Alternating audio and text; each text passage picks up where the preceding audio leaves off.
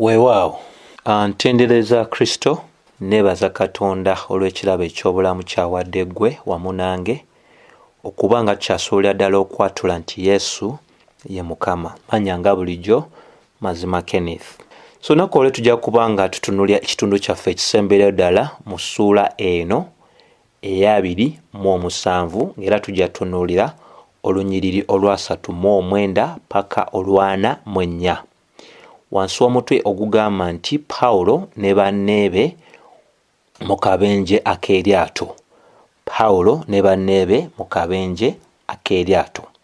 Tujja kuba nga tutandikira awo we twakoma ng'era leero olwa 39 lugamba bwe bwakya enkya nga tebamanyi gye bali naye ne balaba ekikono ekiriko omusenyu ne bateesa oba nga kiyinzika okusenza omwo ekyombo.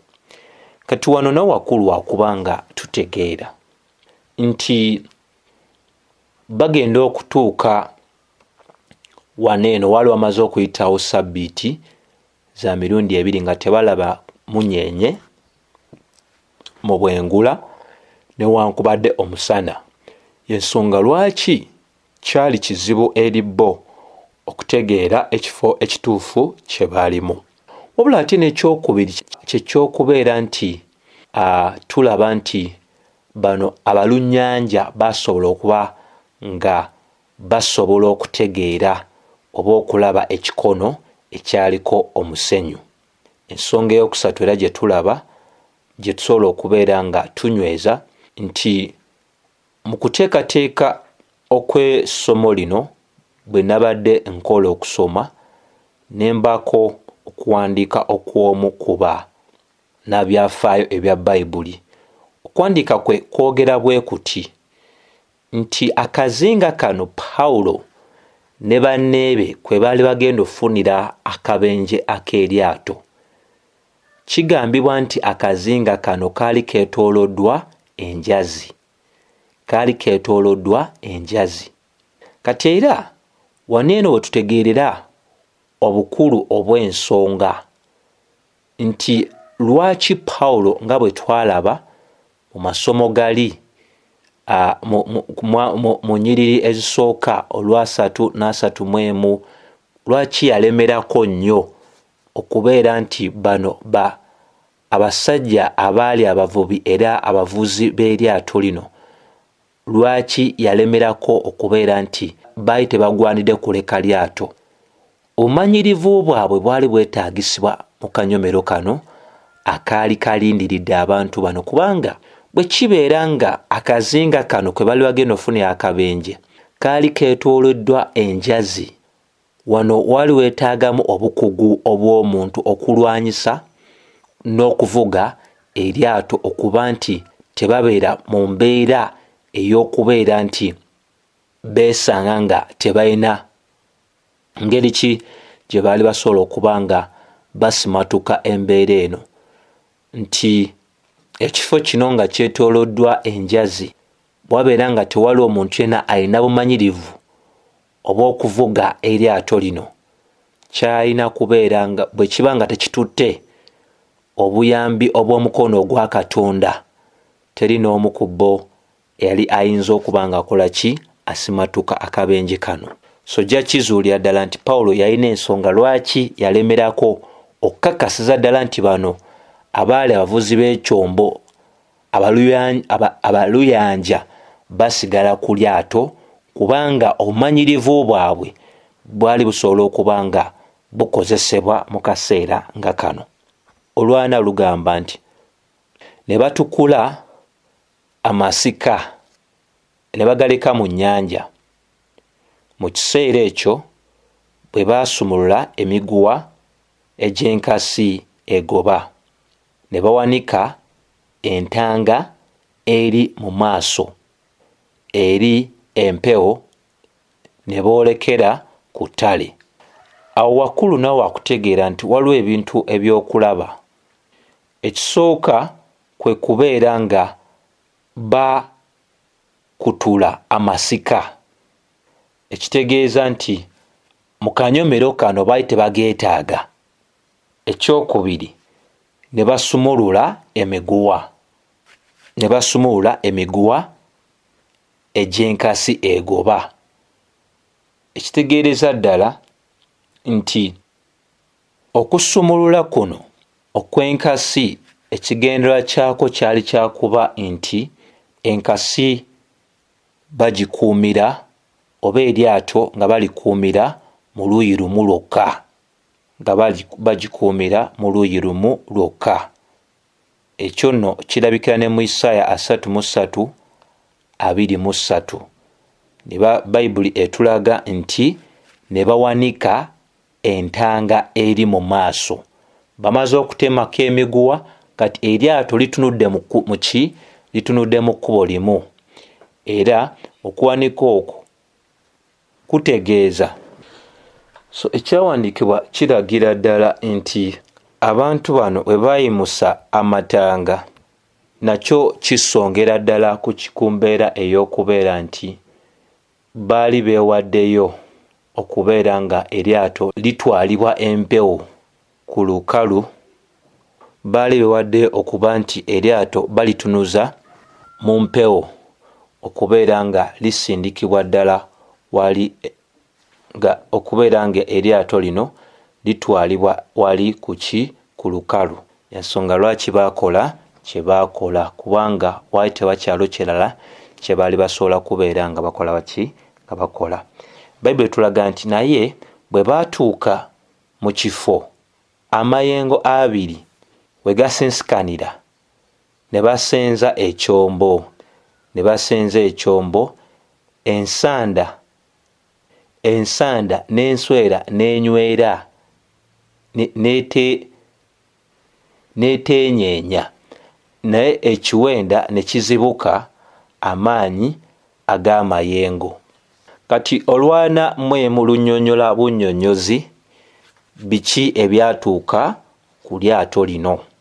Nti bwe baatuuka mu kifo amayengo ag'emirundi ebiri we gasensikanira, amayengo ago gaali g'amaanyi nnyo, era osobola okugambira ddala nti amaanyi gaago gaatuusa obulabe obw'amaanyi ennyo ku lyato lino, nti eky'omaaso kyakwatira omusana, ate ekitundu ky'eryato emabega kyonna ne kigenda mu maaso n'okuba nga kikutulwakutulwamu amaanyi ag'amayengo.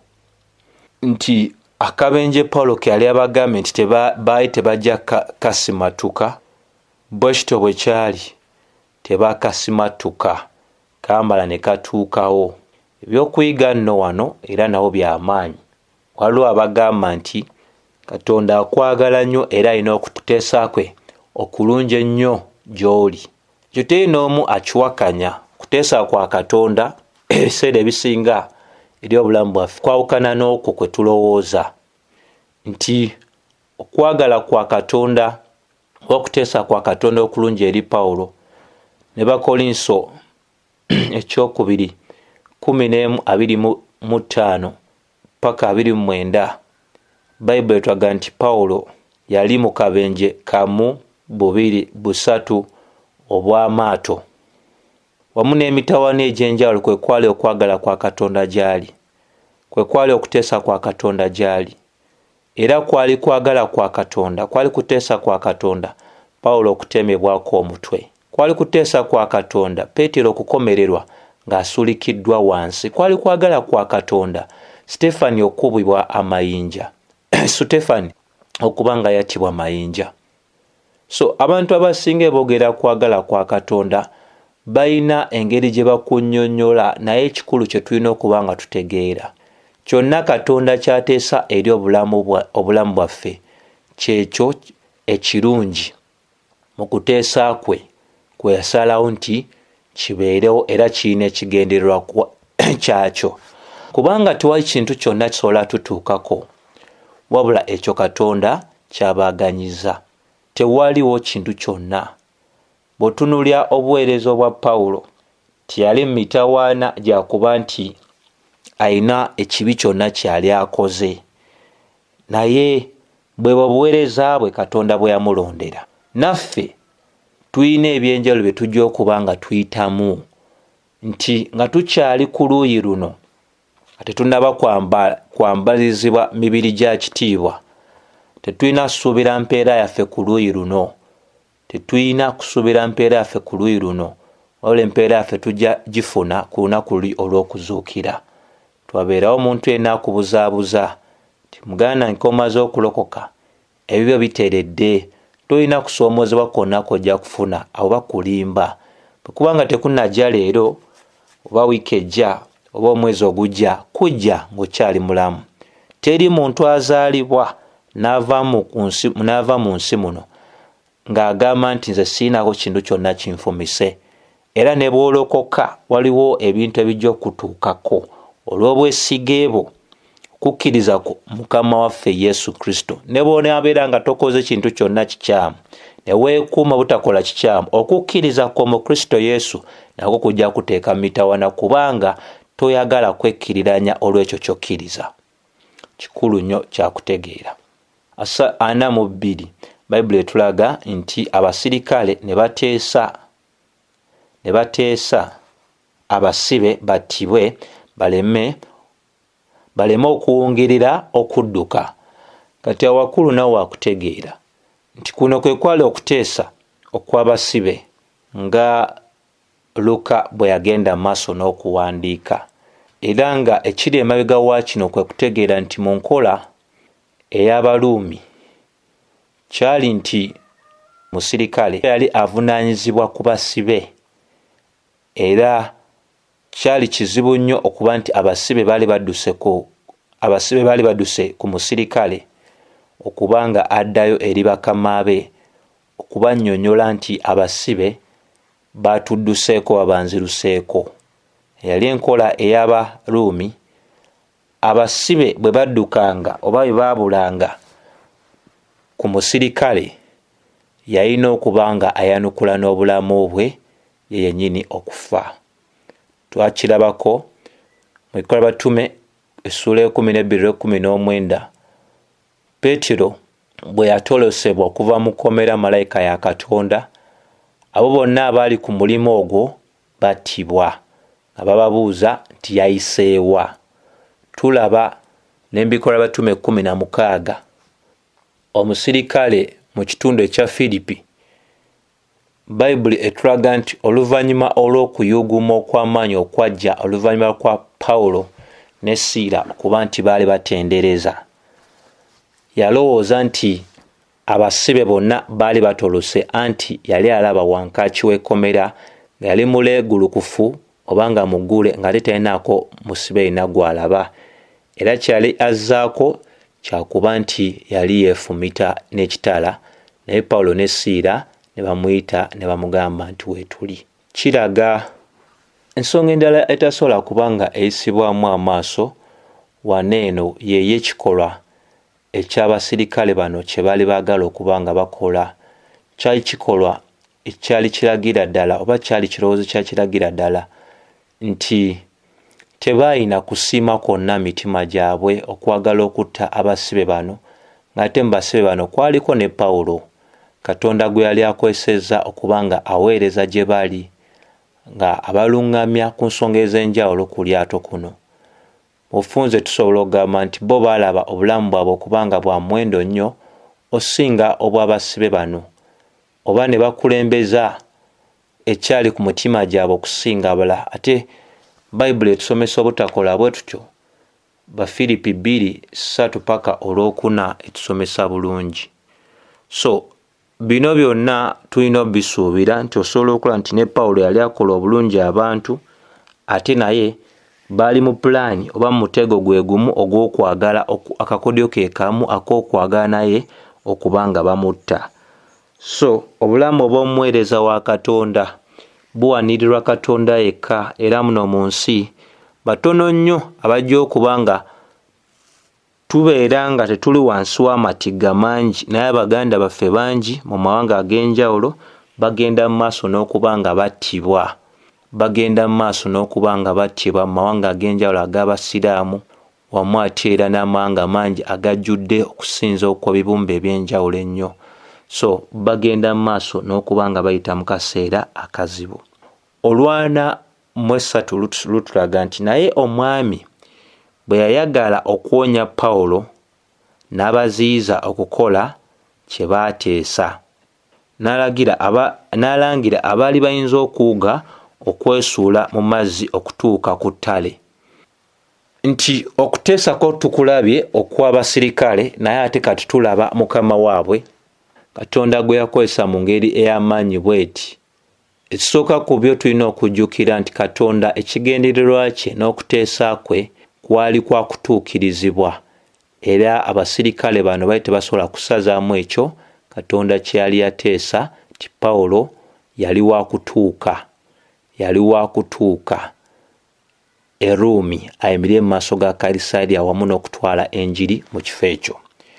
Ensonga ey'okubiri tulina okuba nga tujjukira ddala bulungi nti omwami omukulu yali amanyidde ddala nti Pawulo yali Muruumi, era nga ekituuka ku Muruumi ffenna twakira mu masomo amalala nti wali tomala gasobola kyali tekikkirizibwa gwe okukwata Omuruumi, omutuuze Omuruumi n'otandika okubeera nga omutta oba omubonereza nga tannaba kuweebwa kugezesebwa. So tusobola okugamba nti omwami omukulu tiyagala kubeera kitundu ku mitawaana egyo. Ensonga ey'okusatu tulina okuba nga tujjukira ddala nti omwami ono ateeka okuba nga yasiima okubeera nga yali ku kyombo kino kye kimu ne Pawulo, engeri Pawulo gy'aweereza eri obulamu bwabwe ne banneebe. Ate n'ekirala tulina okujjukira nti abasibe bano bonna baali wansi wa buvunaanyizibwa bwe, tebaali wansi wa buvunaanyizibwa obw'abasirikale. So ekigambo kyali ayogera kyali kiwulikika mu mbeera yonna, y'ensonga lwaki yakoma ku basajja abo abasirikale obutakola ekyo kye baali bateesezza. Olwanamu ennya lulaga nti n'abalala abaasigalawo, abamu ku mpeero n'abamu ku bitundutundu by'ekyombo, awo bwe batyo bonna ne batuuka ku ttale mirembe. Nti oba twogedde ku bitundutundu eby'ekyombo, abo abatasobola kuwuga bye balina okwekwatako, kyonna kiraga kyandikibwa kino kituukiriza butuukirizi ebyo Mukama Katonda waffe byali yayogedde dda nti tewali n'omu ku bano eyali wakuzikira, abamanyi okuwuga n'abatamanyi kuwuga. Kiraga eri ggwe nange nti Katonda alina obusobozi obulokola mu ngeri yonna, mu mbeera yonna, nga bwe tulabidde ddala wano. Alina obusobozi obulokola mu mbeera yonna, mu ngeri yonna. Abasobola okuwuga nga basobola okuwuga nga tebalina kye beekutteko, abasobola kuwuga nga bakwata ku bipapajjo by'ekyombo ebyali bimaze okutuuka ku kyombo olw'empewo, olw'omuyaga ogw'amaanyi ogwali gumaze okubimentula ekitundu eky'emabega. Kino kyonna n'ebipapajjo ebyo okubeera okumpi nabo era kyekitwala nteekateeka ya Katonda okuba nga bibeera okumpi awo. So mu byonna twebaza Katonda nti tulina bingi bye tuyize era tukyayigira ddala, kubanga tulinayo n'essuula eya 28 etusomesa oba etulagira ddala biki ebyatuukawo oluvannyuma olw'okuwona akabenje kano. Pawulo tannatuuka Roomu, tulina otuuka naye e Ruumi. So nkusaba oyongere okuba omugumiikiriza paka omulundi omundi ate we tunaatandika ku ssuula eno eya 28. Saba ekisa kya Mukama waffe Yesu Kristo kibeere eri mmwe mwenna. Amiina.